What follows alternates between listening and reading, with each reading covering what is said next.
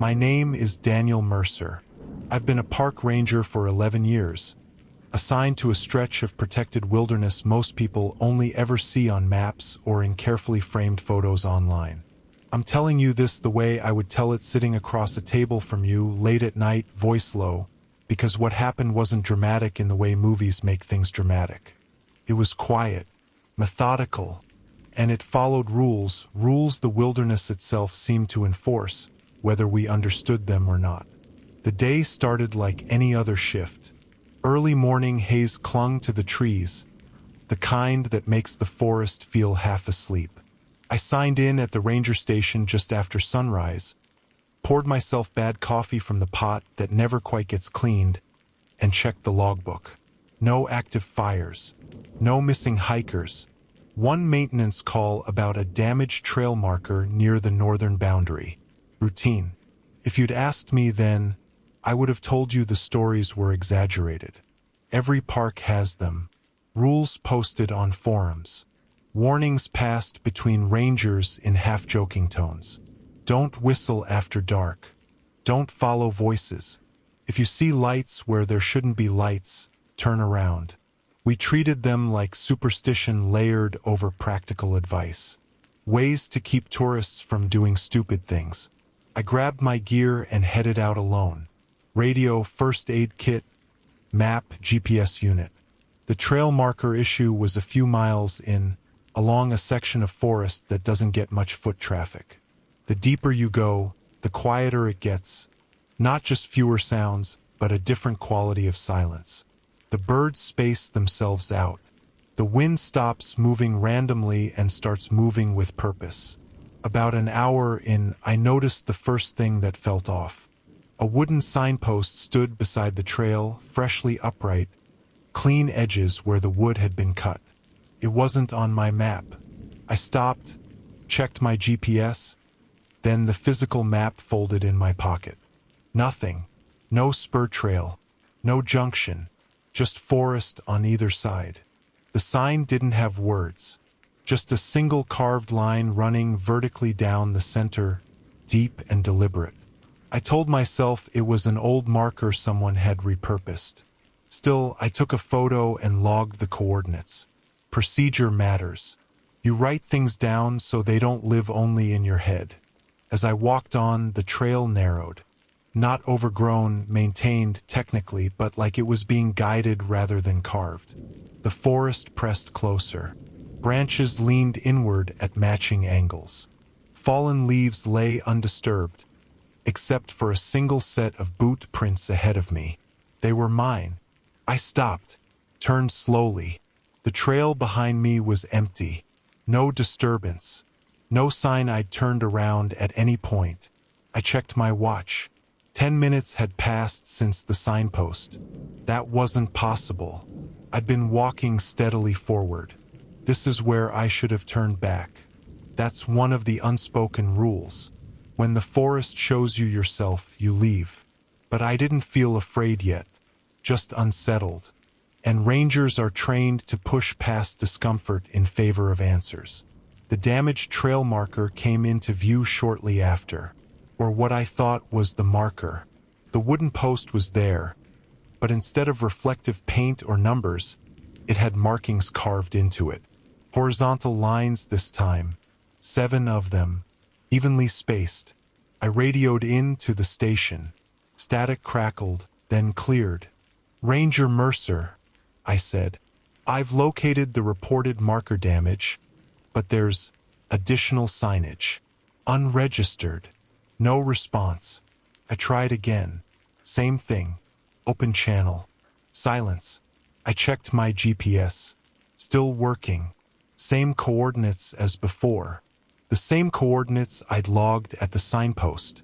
According to the screen, I hadn't moved in over an hour. That's when I noticed the forest had stopped making noise altogether. No insects. No wind. Even my own breathing sounded wrong, like it didn't belong there. I remembered another rule then. One the older rangers didn't joke about. If the forest goes quiet, you don't speak. Sound becomes a signal. I stayed still, counted my breaths. 1, 2, 3. A twig snapped to my left. I didn't turn my head. Peripheral vision is safer. You see movement without committing to it. Something stood between the trees. Tall, still, not shaped wrong exactly, just indistinct, like the idea of a person rather than a person. I wanted to call out. Training drilled into me screamed to announce my presence. But the rule pressed harder in my mind, heavy and absolute. Don't acknowledge what hasn't acknowledged you.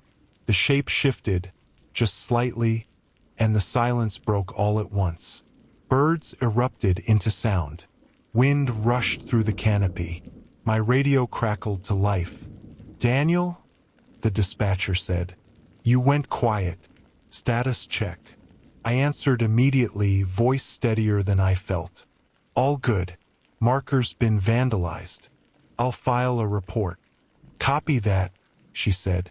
"Wrap up before sundown. Weather's turning." I didn't look back at the trees.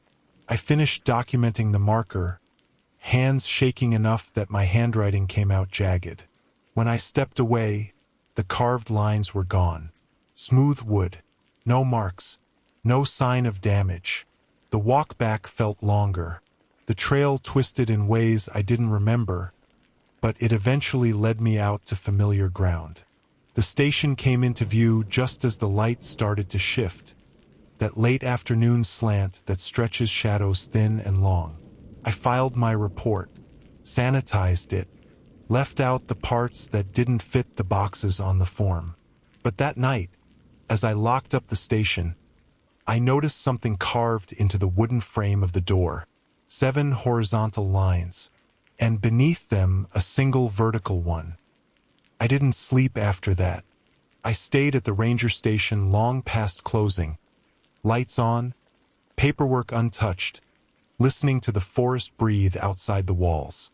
It wasn't fear in the usual sense. It was the awareness that something had noticed me, cataloged me, and moved on only because I had behaved correctly. That's another thing no one really tells you. The wilderness doesn't react to panic. It reacts to mistakes. Around dusk, I checked the exterior cameras. We only have 3 old, grainy, meant more for vandalism than wildlife. Camera 1 showed the parking lot, empty.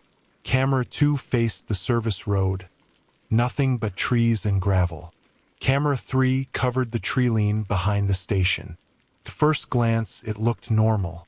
Then I scrubbed back the footage. At exactly 16:12, the forest behind the station went still. You could see it even on video, the leaves frozen midsway, shadows locked in place. The timestamp ticked forward, but the image didn't change for nearly 2 minutes. Then, frame by frame, something stepped into view between the trees. The camera didn't glitch. That's what bothered me most.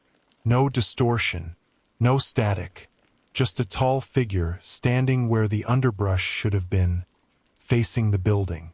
It never came closer. It never moved again. At 16:14, the forest resumed motion like nothing had happened. The figure was gone. I shut off the monitor. There's a rule about documentation, too. If you see something that doesn't leave physical evidence, you don't record it digitally. Systems remember better than people, and not everything wants to be remembered. I locked the station doors and decided to spend the night inside. Technically against protocol, but not unheard of. Storms roll in. Roads wash out. Dispatch didn't question it when I radioed in. "Copy," they said. "Check in hourly." The first hour passed without incident. The second did not. At 19:06, someone knocked on the front door. That shouldn't happen. The park closes at sunset. The gate at the access road was locked. Even if a hiker had gotten stranded, they would have called out first. People don't knock politely when they're lost and scared. The knock came again. 3 times. Slow. Measured. I didn't answer. Another rule surfaced, uninvited but sharp. If something arrives after dark without a light, it isn't there to be helped. I stayed where I was, sitting behind the desk, radio in hand. The knocking stopped. I waited, counted breaths again. Then the radio spoke. "Ranger," a voice said. "Not dispatch. Too flat. Too close. We need assistance." I didn't respond. My radio wasn't keyed. I hadn't touched it. The voice continued anyway. "There are rules," it said, like it was reminding me of something we'd already discussed. "You followed most of them." My skin prickled. I kept my eyes on the wall, on the faded map of the park pinned above the filing cabinet. "Most," the voice repeated. I forced myself to speak, carefully, evenly. "Identify yourself." Silence. Then footsteps. Not outside. Inside the building. They moved down the hallway toward the storage room. Slow. Heavy. Each step placed with intention. I reached for the emergency beacon under the desk, thumb hovering over the switch. The footsteps stopped at the storage door. "You documented the sign," the voice said, now coming from everywhere at once. "You marked the place. That was not necessary." The door handle rattled once. Gently, I pressed the beacon. A low hum filled the station as the emergency signal activated. It's designed to emit a frequency most animals avoid. Bears, wolves, anything sensitive to sound will keep their distance. The hum grew louder, deeper. The footsteps retreated. Not hurried, not angry, just done. The radio crackled violently, then went dead. Every light in the station flickered once and stabilized. The hum faded. I didn't move for a long time. When I finally checked the storage room, nothing was disturbed. No footprints, no damage, just my own reflection in the metal shelving, pale and shaking. I spent the rest of the night awake, watching the windows, listening to the forest relearn how to make noise. At dawn, the park looked normal again. Sunlight filtered through trees. Birds resumed their routines. The rules, it seemed, relaxed when daylight returned. Dispatch called at 7 o'clock. Concerned. My hourly check-ins had stopped after 1906. I told them the truth, trimmed to fit language they could accept. Equipment malfunction. Possible trespasser. I didn't mention voices or figures. Before leaving the station to start my morning patrol, I noticed something new on the map above the cabinet. A thin line, carved into the wood backing, running from the northern boundary straight through the center of the park. Through the station. Through me. I understood then that the rules weren't warnings. They were boundaries, agreements, and by surviving the first night, I hadn't escaped anything. I'd been acknowledged. By mid-morning, the park was open again. Cars rolled through the gate. A family with 2 kids stopped to ask about trail conditions. A couple of hikers signed the logbook and joked about the weather. I answered them the way I always had, voice steady, posture relaxed, the mask of normalcy fitting a little tighter than before. Nothing about the forest looked different. That might have been the worst part. If trees had been bent, if the ground had been scarred, I could have framed it as an incident. Damage implies force. Force implies accident or intent. What I'd experienced felt more like enforcement. I started my patrol earlier than scheduled. Routine creates cover. I chose a loop that would take me past the northern boundary again. Not because I wanted answers, but because ignoring that place felt like breaking another rule I didn't fully understand yet. As I walked, I paid closer attention to the small things. The spacing of trees. The way fallen branches aligned, almost parallel to one another. The absence of animal tracks crossing certain stretches of dirt. It wasn't random. It never had been. We just tell ourselves it is because patterns imply design, and design implies something watching. Near the coordinates I'd logged the day before, the trail split in 2. That was new. There was no record of a junction here. One path was familiar, packed earth and worn roots. The other was narrower, cleaner, like it had been swept. No footprints, no debris. A rule surfaced immediately, crisp and unmistakable. If the path looks maintained but untraveled, it isn't meant for you. I stayed on the familiar trail. 10 minutes later, I was back at the same split. My GPS showed forward progress. My watch showed time passing. My body felt the miles. But the forest disagreed. I stood there, staring at the same two paths, understanding finally what some of the older disappearances might have looked like from the inside. Not panic, not confusion, just repetition. I took out my notebook and wrote down what I could see. Orientation, light angle, smell, sound. Writing grounds you. It makes you an observer instead of a participant. That's when I noticed the third path. It hadn't appeared suddenly. It had been there the whole time, tucked just far enough to the left that my eyes slid past it. Wider than the others, darker. The trees above it leaned inward, their branches forming a shallow arch. I didn't step onto it. I didn't even point my body toward it. "Not today," I said quietly to no one. The forest responded by letting me leave. The familiar trail continued forward. The junction didn't repeat. When I checked my GPS again, the coordinates finally changed. A release, not a victory. I made it back to the station before noon and filed a supplemental report. Again sanitized. Trail irregularities. Possible erosion patterns. I avoided the word loop. Avoided repetition. Language matters. Words invite interpretation. Around 13:30, dispatch called with a new assignment. A hiker had failed to check out at a trailhead on the western edge. Solo. Experienced. Day hike only. His car was still parked where he'd left it that morning. I felt the rules shift immediately, like pressure changing before a storm. Missing persons aren't rare, but timing is, and locations matter. I drove out to the trailhead and met the search coordinator. We exchanged facts. No drama. We split teams. I took the lower ravine, a place where sound carries poorly and GPS can stutter. As I moved downslope, I found the hiker's boot prints without much effort. He hadn't been running, hadn't slipped, just walking, same as me the day before. The prints stopped at a tree. No sign of struggle, no scuffing, just an abrupt end, like he'd stepped out of the world.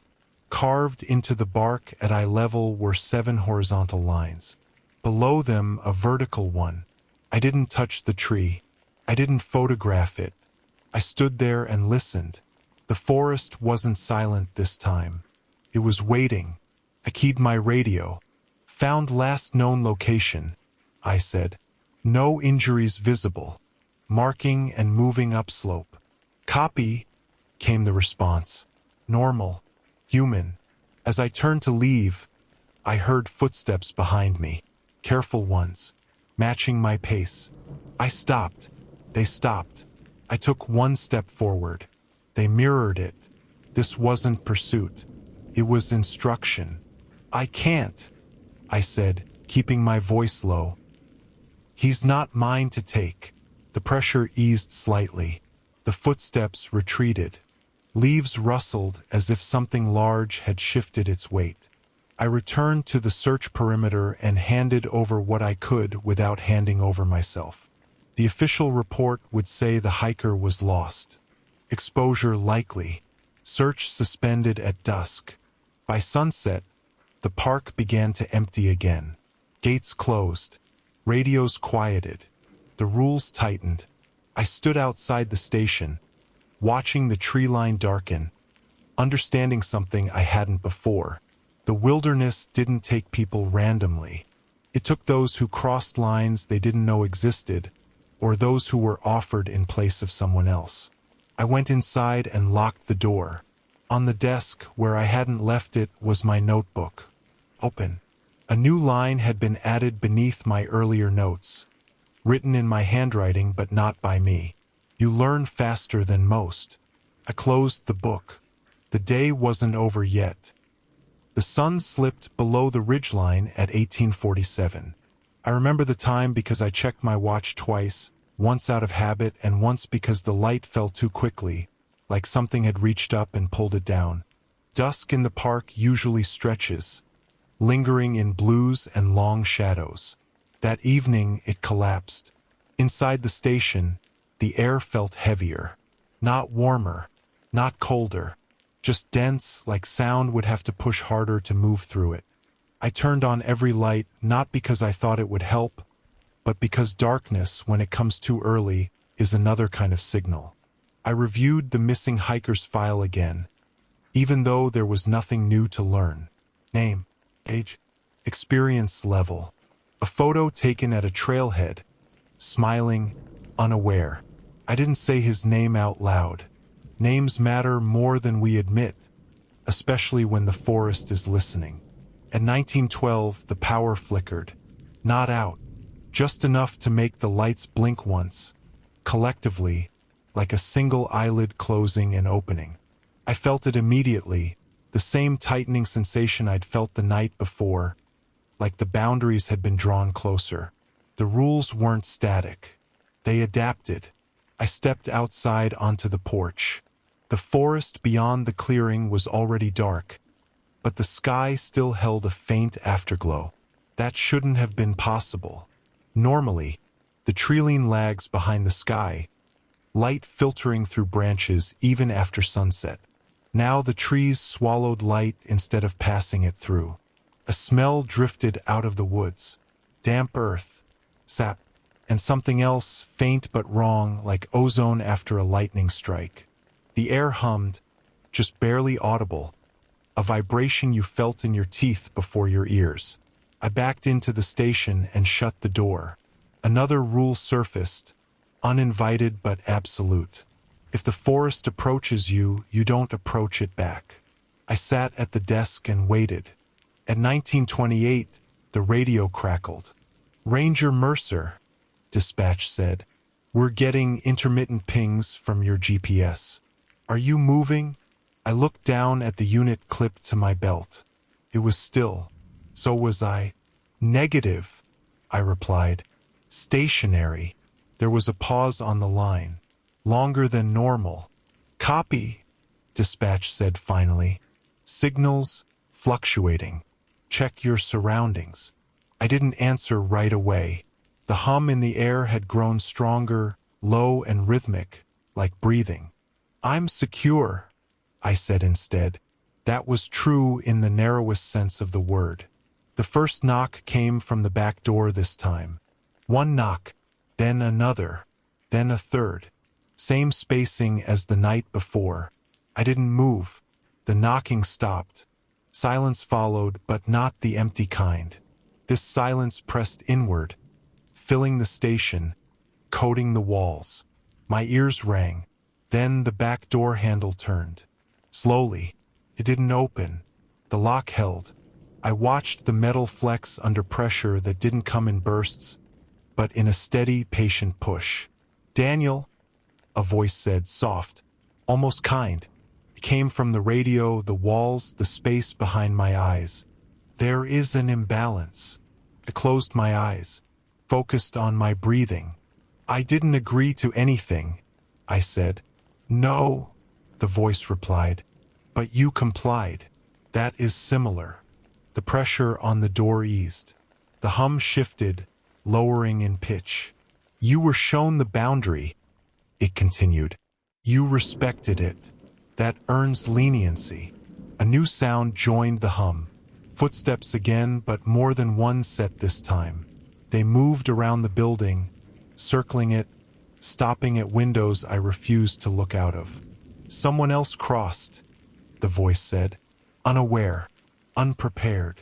The missing hiker. You want me to replace him?" I said. Silence stretched. Not denial. Consideration. "Balance is flexible," the voice said at last. "Education has value." My stomach turned. "I won't help you take people." "You already help," it replied. By maintaining paths, by guiding movement, by teaching rules. The footsteps stopped. You can refuse, the voice said, but refusal has consequences. The hum spiked. Lights flickered violently. The emergency beacon under the desk vibrated, though it wasn't activated. I stood up slowly. Another rule asserted itself, clear as instinct. When the rules change, you choose the least harmful option. What do you want? I asked. A demonstration, the voice said. One more night. One more lesson. The pressure in the room eased slightly, enough to let me breathe again. And if I survive? I asked. Then you continue, it said, as you are now. A boundary. The words settled heavily in my chest. The footsteps retreated, fading into the forest. The hum diminished. The air thinned. At 20:03, everything felt normal again. I checked the doors. Secure. The windows. Intact. On the desk, my notebook lay open again. A second line had been added beneath the first. Tomorrow is not guaranteed. I closed the book and sat back down. The night had just begun. I stayed at the desk until my legs went numb.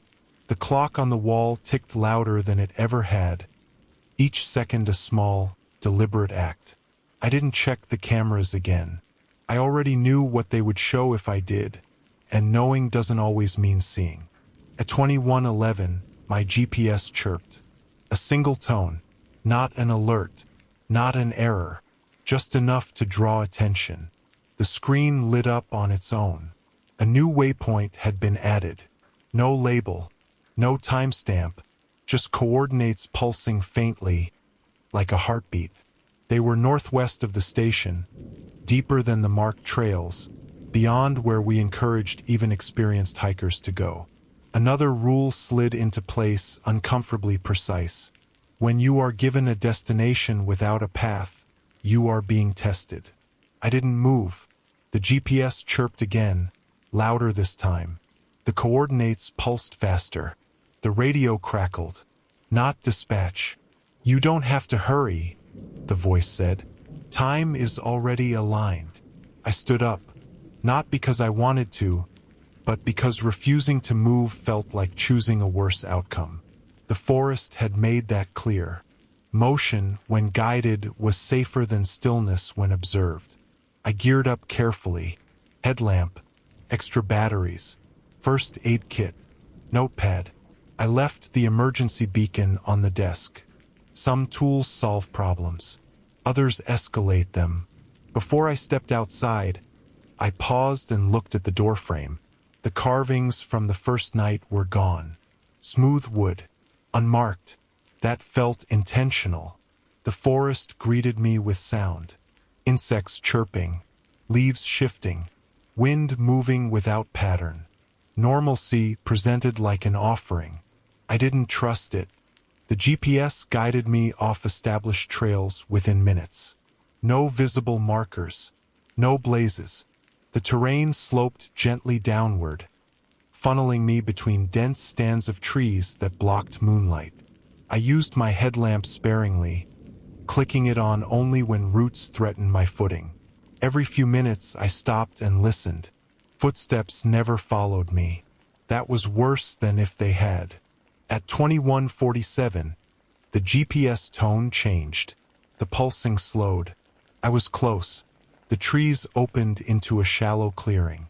Not wide, not dramatic, just a pocket of space where the ground dipped slightly, like a bowl.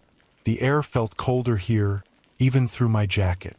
In the center of the clearing stood a wooden post. No sign, no marker, just a post waist-high driven deep into the soil. 7 horizontal lines were carved into it, a vertical one beneath them. I stopped at the edge of the clearing.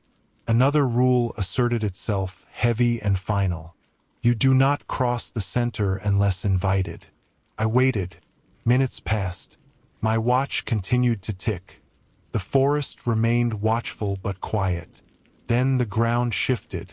Not a tremor, more like a release of tension, as if something beneath the soil had exhaled. The post leaned slightly, and the vertical line began to deepen, carving itself further down the wood with a dry, grinding sound. An invitation. I stepped forward once. The air thickened. My ears rang softly. I stepped again. With each step, memories surfaced unbidden. The missing hiker's face, the figure on the camera, the trail looping back on itself. Not random recollections, selected ones, curated. When I reached the post, the ringing stopped. The voice came from the ground this time, low and resonant. State your function. I swallowed. I maintain the park, I said. I keep people safe. A pause. Consideration again. You guide movement, the voice replied. You enforce boundaries. You interpret signs. I follow rules, I said. That is acceptable, it said. Do you accept adjustment? The word adjustment settled badly in my stomach, but refusal hovered nearby heavier. What does that mean? I asked. Expanded awareness, the voice said. Early detection. Alignment. I understood then that this wasn't about consent in the way humans think of it. This was about utility. Fit. I don't want to disappear, I said. You will not, the voice replied. You will remain visible. That is your value. The ground shifted again. The air pressed in from all sides. For a moment, I couldn't tell if I was standing upright or being held in place.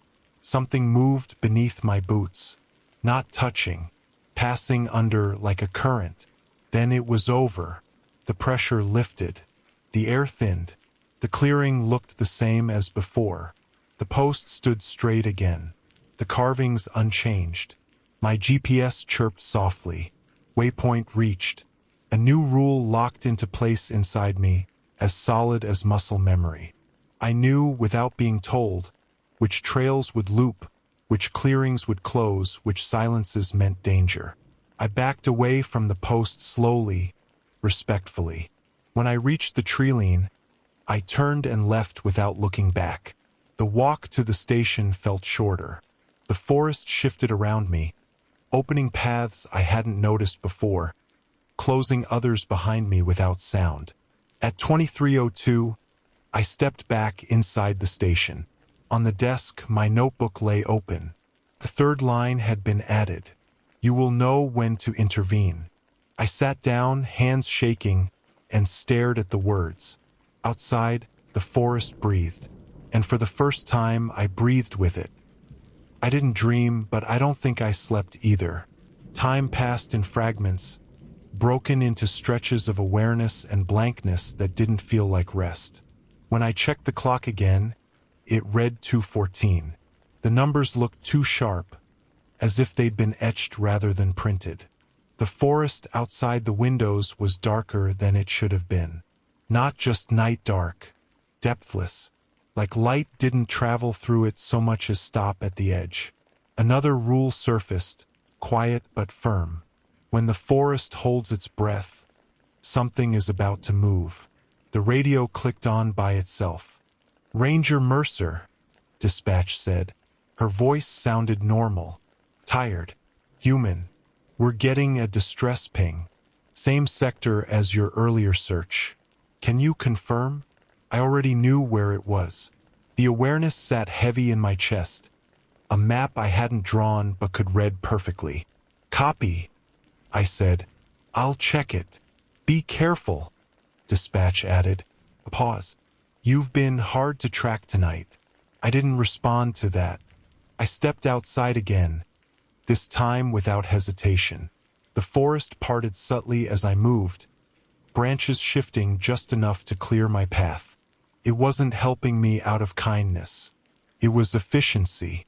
The distress signal led me downslope toward the ravine, the same place the missing hiker's tracks had ended. My boots sank into the soil at predictable angles.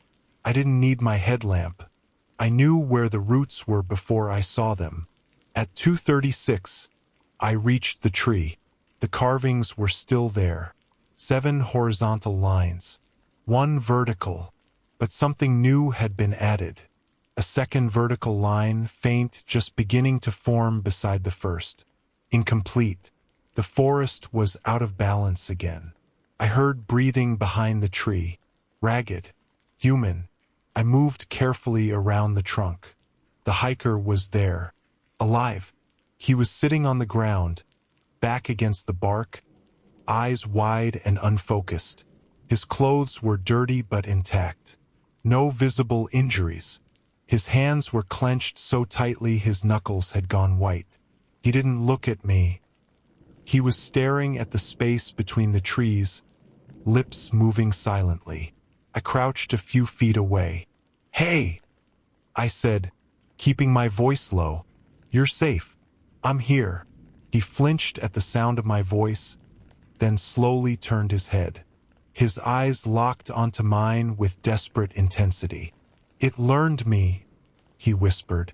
A cold weight settled in my stomach. "What learned you?" I asked. "The paths," he said. "I kept choosing wrong. Or maybe I chose right too many times. It doesn't like that." The forest shifted, branches creaking softly. The incomplete vertical line on the tree deepened another millimeter. "You crossed a boundary," I said. "Not accusation. Observation." He nodded frantically. "I didn't see it. I swear. It was just a nicer trail. Cleaner. Like someone had taken care of it for me." I glanced at the carving. 2 vertical lines now, 1 fully carved, 1 nearly complete. I understood then. This wasn't about punishment. It was accounting. The rule inside me tightened. Uncomfortable but clear. When balance tips, you choose which weight stays. I stood slowly. "I'm going to get you out," I said. The forest disagreed. The air thickened. The humming returned, low and resonant. The ground pressed up against my boots. "No," the voice said, emerging from everywhere at once. "Adjustment is ongoing." I felt the pull then, not on my body but on my awareness. The forest wasn't trying to take me. It was asking me to step aside. I didn't. "He's not done," I said. "You said education has value." Silence. Consideration. The hiker grabbed my sleeve. "Please," he whispered, "don't let it finish the line." The second vertical groove reached the bottom of the carving. Completion. The forest exhaled. The humming stopped. The pressure lifted.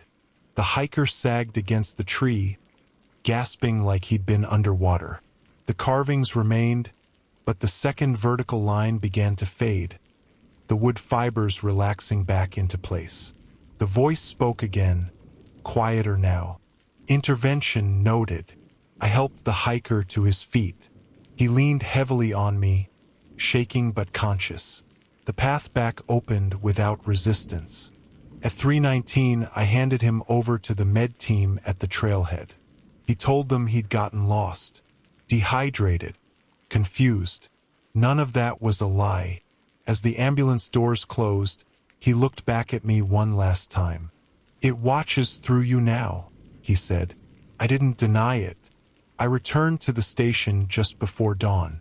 The sky lightened reluctantly, like it didn't want to interrupt something. On the desk, my notebook lay open. A 4th line had been added. "Balance requires choice." I sat down and stared at the words until the sun finally broke the treeline. The day was coming back.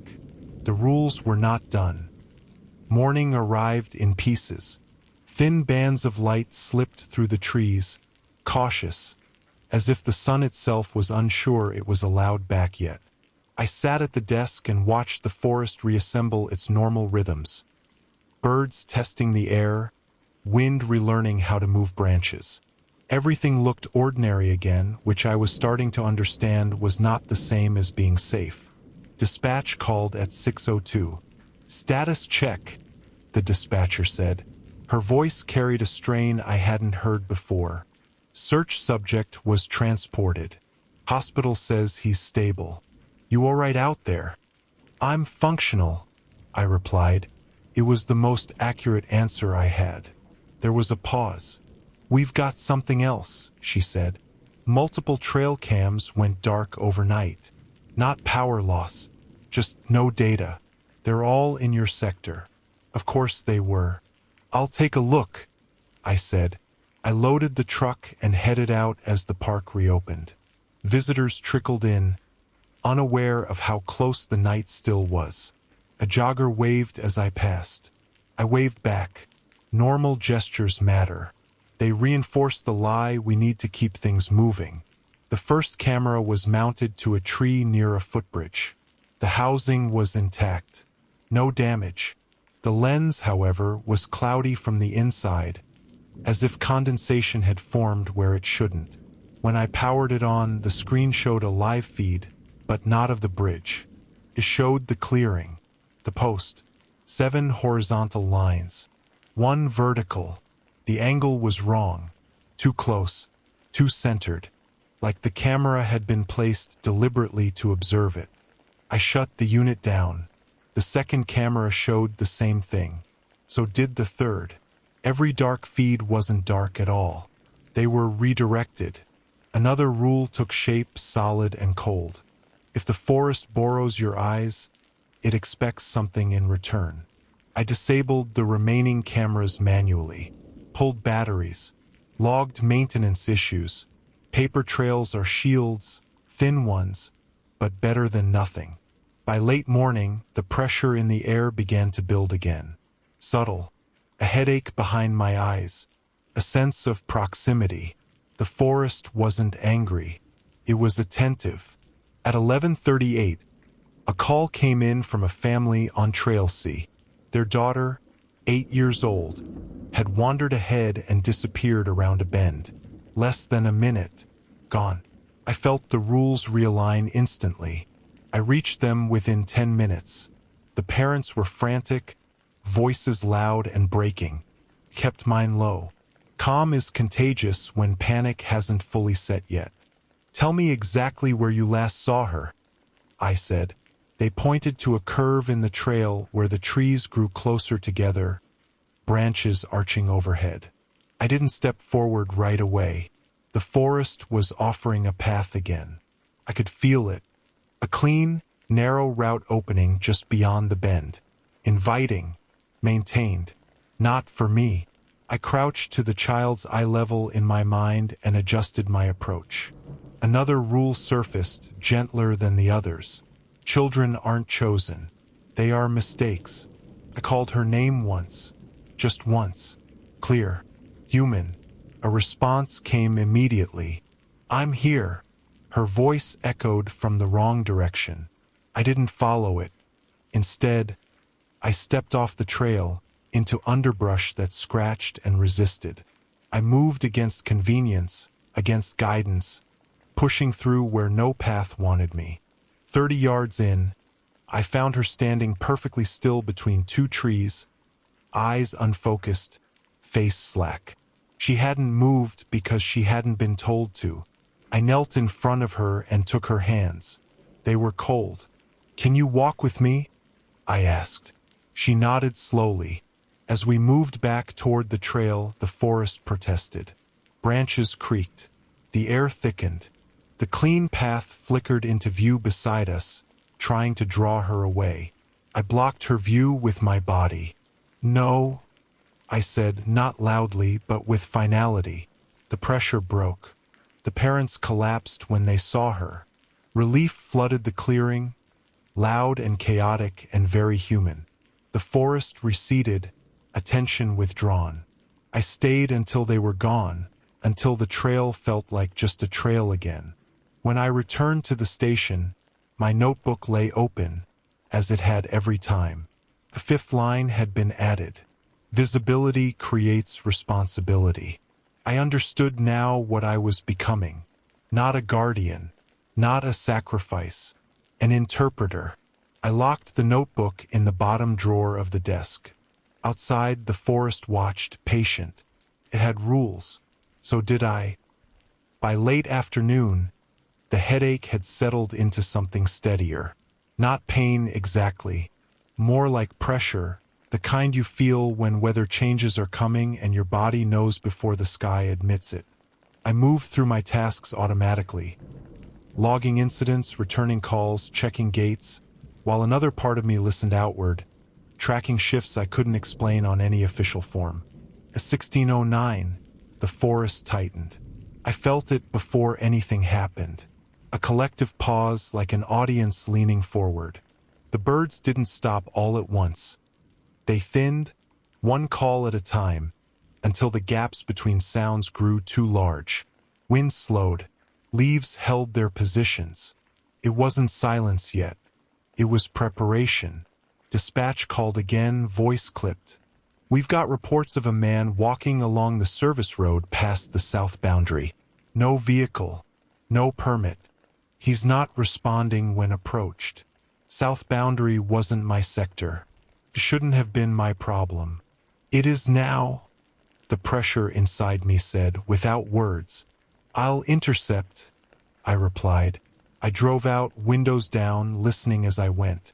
The service road curved through a stand of older trees, their trunks thick and scarred, roots exposed like knuckles gripping the earth. I spotted him a quarter-mile ahead, walking in the center of the road. He was barefoot. His clothes were wrong for the season, too light, dusted with dirt that didn't match the soil here. He walked with purpose but no urgency, arms relaxed, head slightly tilted as if listening to something just out of range. I parked and stepped out, keeping distance.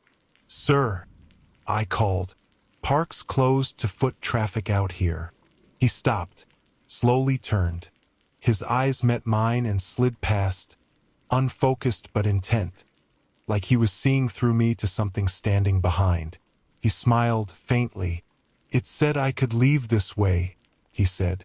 "What said that?" I asked. He lifted one hand and pointed, not toward the forest, but toward the road beneath his feet. "The line," he said. "It's almost finished." I followed his gaze. A thin groove ran down the center of the service road, carved cleanly through packed gravel and asphalt alike, straight as a ruler. It hadn't been there an hour ago. I knew that with certainty that didn't come from memory, but from alignment. 7 horizontal lines intersected it at intervals, shallow but precise. My throat tightened. This wasn't a place meant to be completed. Lines here weren't invitations. They were exits. Another rule asserted itself, hard and cold. When the forest opens a way out, it's moving something it shouldn't have. "You need to step off the road," I said. "Now."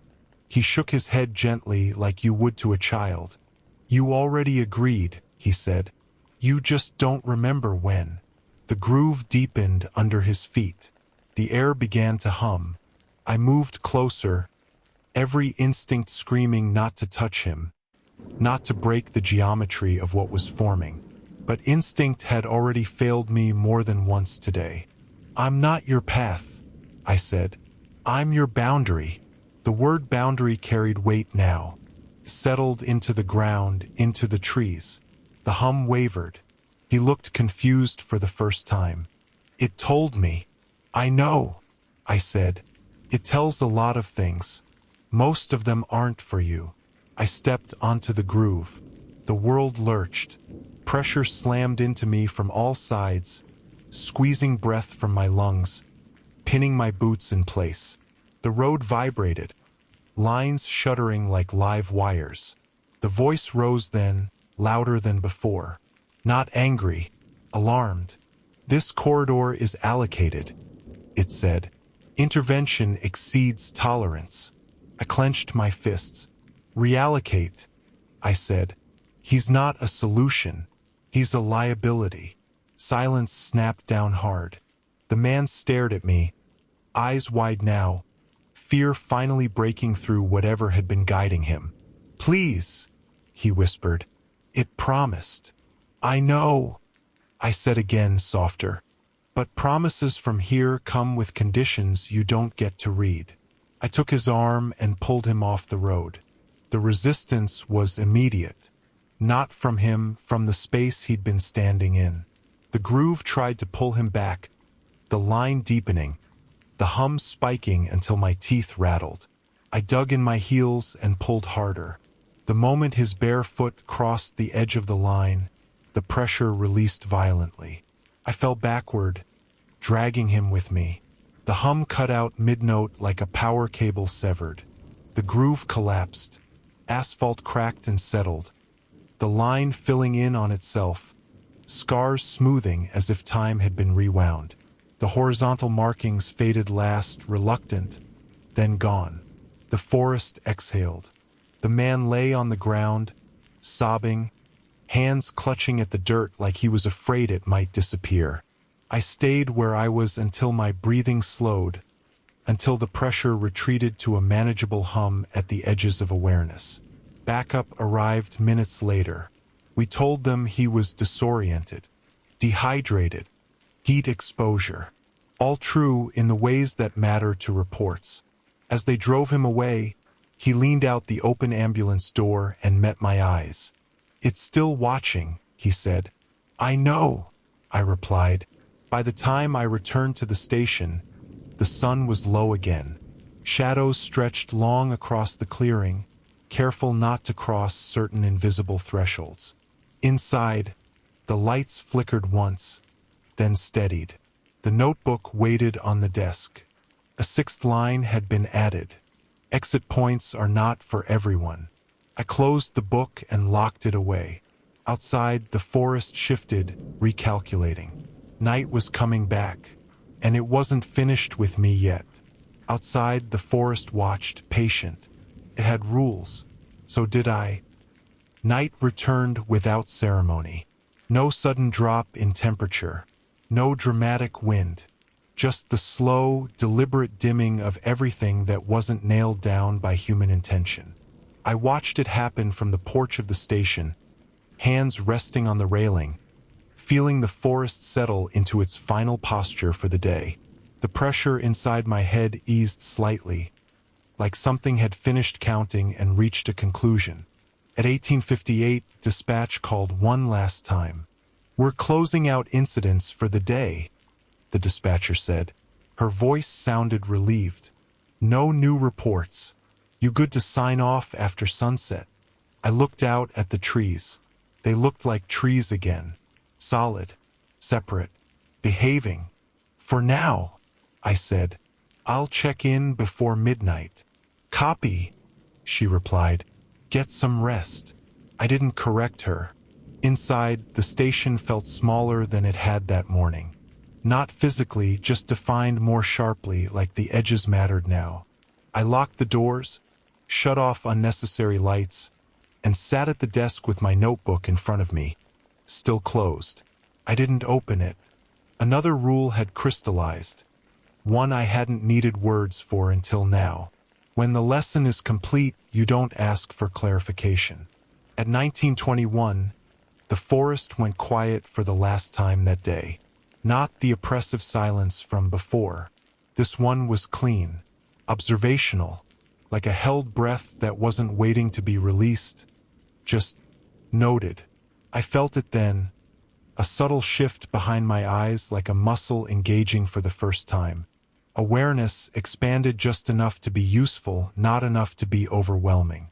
I could feel the boundaries now, not as lines but as tensions. Places where movement was encouraged. Places where it wasn't. Areas where the forest would bend. Others where it would not, no matter how politely you asked. This was what it had meant by adjustment. A knock came at the front door.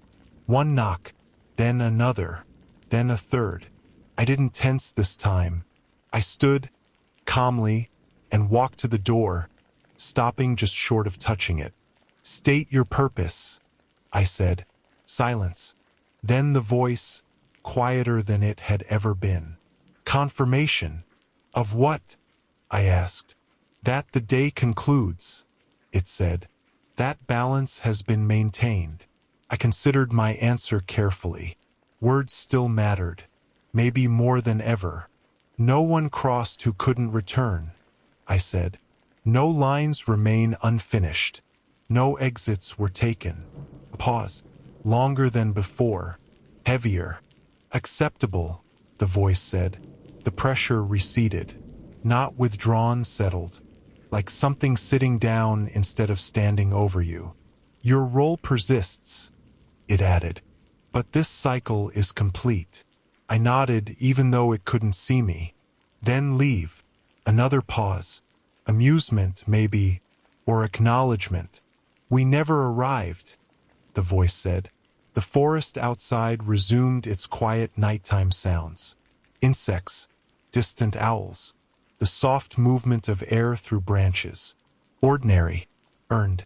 I stepped back from the door and returned to the desk. The notebook lay where I'd left it, still closed. When I finally opened it, the pages were blank. Every line that had been written over the course of the day gone. No impressions in the paper. No indentations. Just clean, unused pages. Except for the last one. Written neatly, centered on the page in my handwriting. Rules only work if someone remembers them. I closed the notebook and slid it into the drawer, locking it for the final time. At 23:59, I keyed the radio. Dispatch, I said. Ranger Mercer. Signing off for the night. All clear. There was a beat of static. Then her voice came back, steady and familiar. Copy that. Good night, Daniel. Good night, I replied.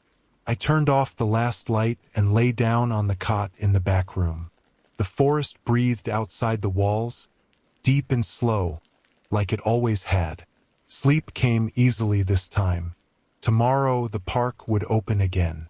Visitors would walk the trails. Children would run ahead of their parents.